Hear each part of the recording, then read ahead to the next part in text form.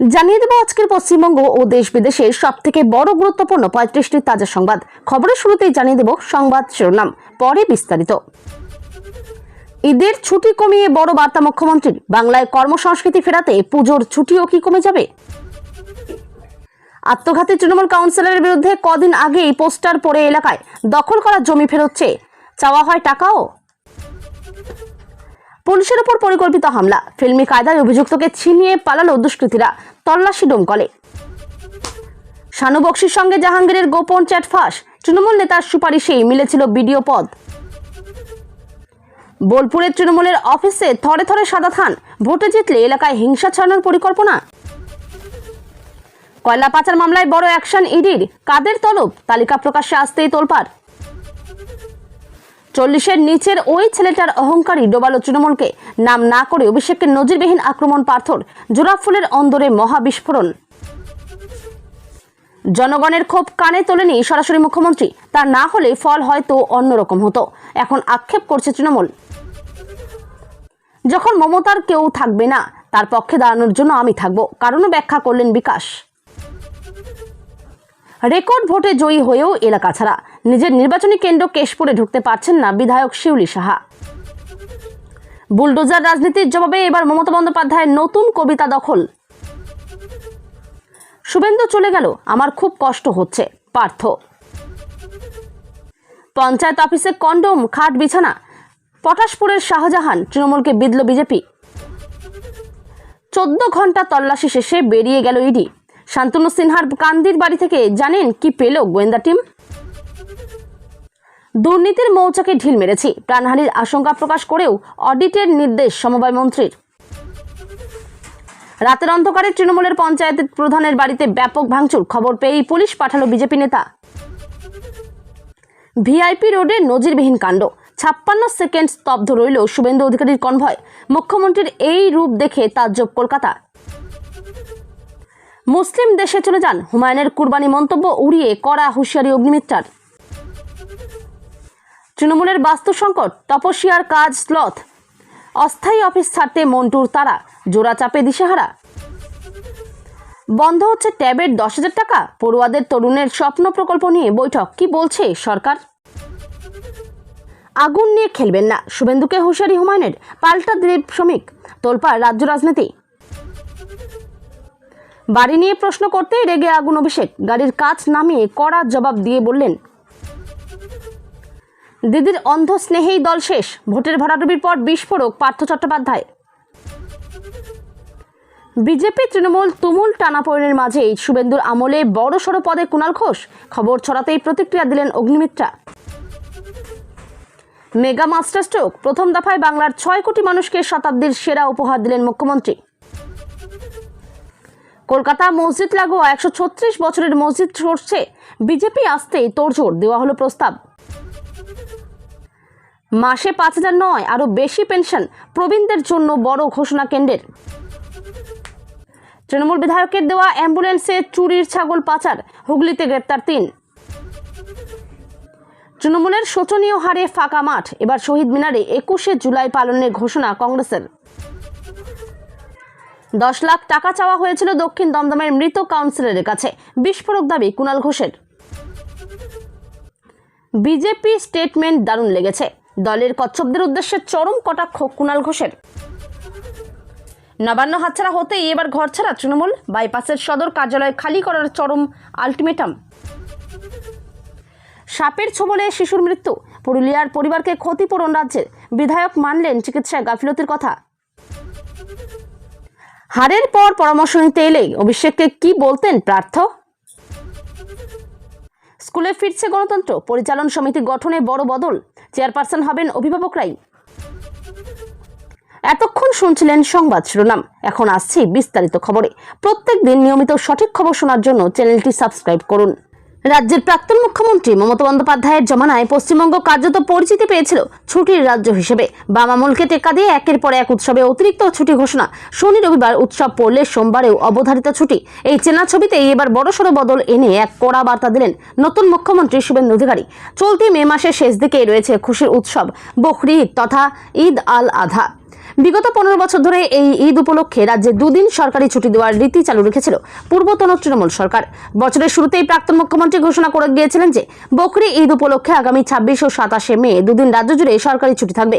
কিন্তু শনিবার নবান্ন থেকে এক বিশেষ বিজ্ঞপ্তি জারি করে সেই ছুটি এক ধাক্কায় কমিয়ে দিল নতুন সরকার। বিজ্ঞপ্তিতে জানানো হয়েছে 26 বা 27 মে নয়, আগামী 28 মে বৃহস্পতিবার ঈদের জন্য স্রেফ একদিন সরকারি ছুটি থাকবে। প্রশাসনিক ও নবান্ন সূত্রে বলা হচ্ছে, ঈদের আসল নির্ঘণ্ট অনুযায়ী এই পরিবর্তন আনা হয়েছে। সাধারণত চাঁদ দেখার উপর ভিত্তি করেই এই উৎসবের দিন নির্ধারিত হয়, তাই ক্যালেন্ডারের আগের দিন দিনক্ষণ বদলে নতুন করে বৃহস্পতিবার দিনটিকে ছুটির জন্য বেছে নেওয়া হয়েছে। তবে নবান্নের অলিন্দে কান পাতলে শোনা যাচ্ছে অন্য গুঞ্জন। পর্যবেক্ষকদের অনেকে মনে করছেন বিষয়টি স্রেফ চাঁদ দেখার দিন বদল নয়, এর নেপথ্যে রয়েছে নতুন সরকারের এক প্রচ্ছন্ন রাজনৈতিক ও প্রশাসনিক বার্তা। ঢালাও ছুটি দিয়ে সরকারি কর্মচারীদের খুশি করার যে পপুলিস্ট বা জনমোহিনী রাজনীতি মমতা বন্দ্যোপাধ্যায় করতেন, শুভেন্দু অধিকারী সেই পথে হাঁটতে নারাজ। তিনি শুরুতেই স্পষ্ট করে দিতে চাইলেন, কাজের দিনে কাজ করতে হবে, অতিরিক্ত ছুটির সংস্কৃতি আর চলবে না। শনিবার সকালে ঘর থেকে ঝুলন্ত দেহ উদ্ধার হয় সঞ্জয়ের। পুলিশের প্রাথমিক অনুমান আত্মহত্যা করেছেন তিনি। কেন হঠাৎ আত্মহত্যা করলেন সেই নিয়ে উঠছে প্রশ্ন। বিধানসভা নির্বাচনের পরে তার বিরুদ্ধে এলাকায় পড়েছিল পোস্টার, সেখানে বেআইনিভাবে দখল করা জমি ফেরত চাওয়া হয়েছিল।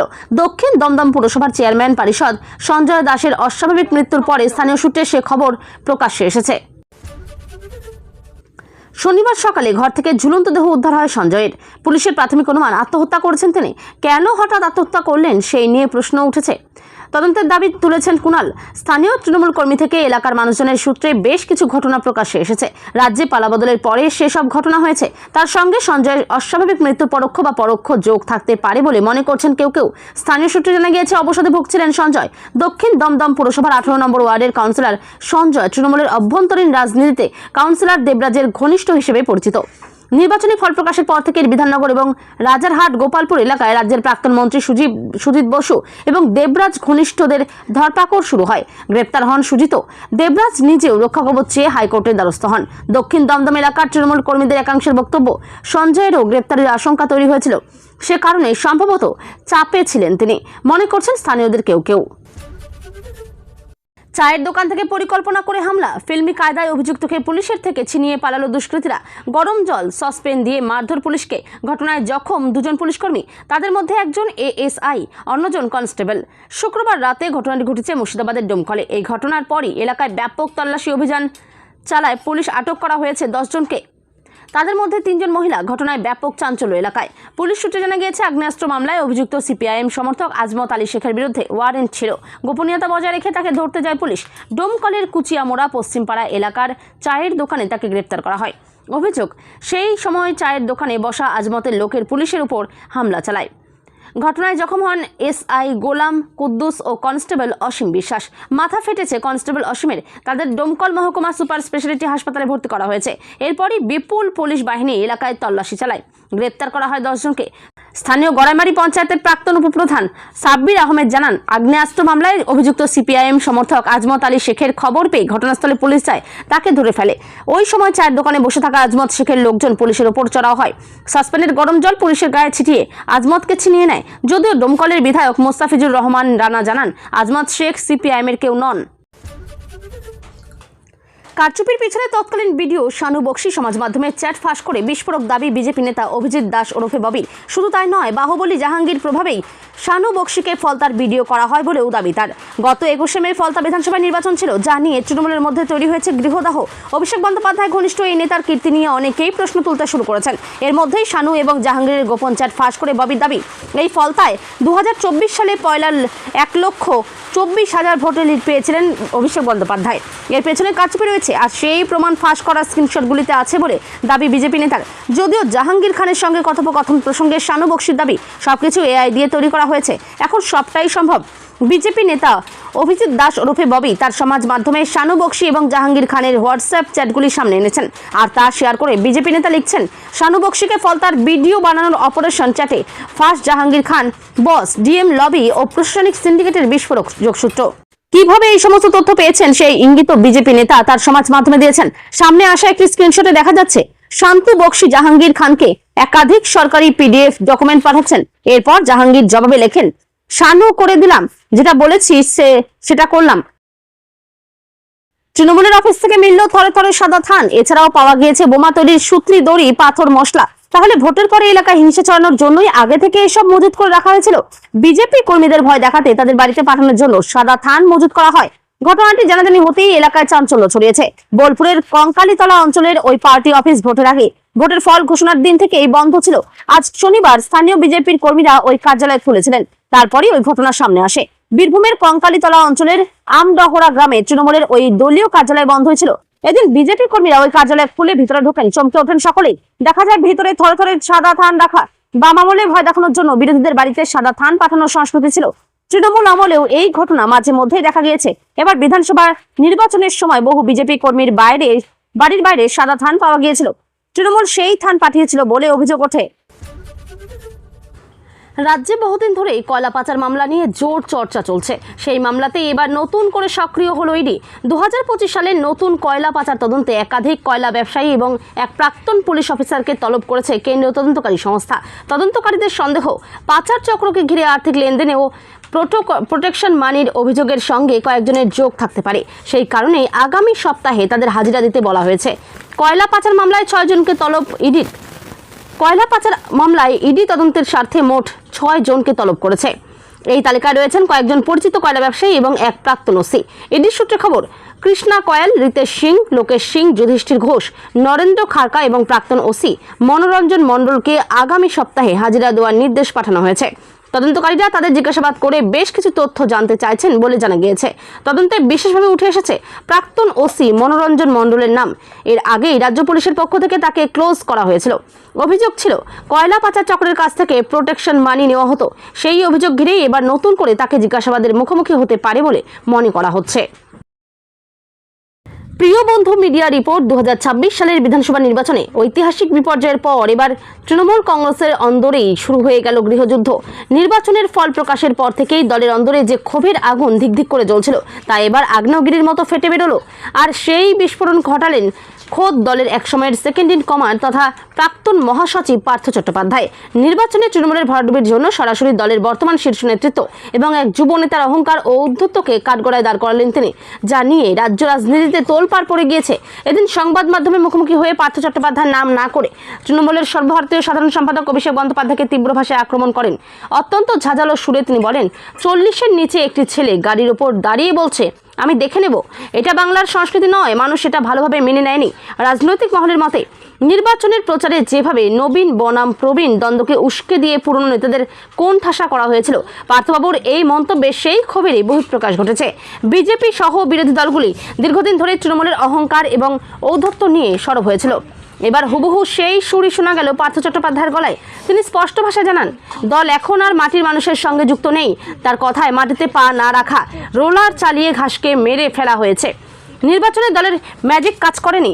রাজনৈতিক বিশেষজ্ঞদের মতে পার্থবাবু বুঝিয়ে দিয়েছেন যে তৃণমূলের তথাকথিত নতুন কালচারের নেতারাই আসলে দলের আসল ঘাস অর্থাৎ তৃণমূল স্তরের কর্মীদের পিষে মেরে ফেলেছে। 2019 সালের লোকসভা ভোটে ধাক্কা খাওয়ার পর আইপ্যাকের পরামর্শে দিদিকে বলো চালু করেছিল তৃণমূল। 2023-এ সেই হেল্পলাইন নম্বরটিকেই নতুন নাম দেন মমতা। সরাসরি মুখ্যমন্ত্রীর রাশ ছিল প্রশাসনের হাতে।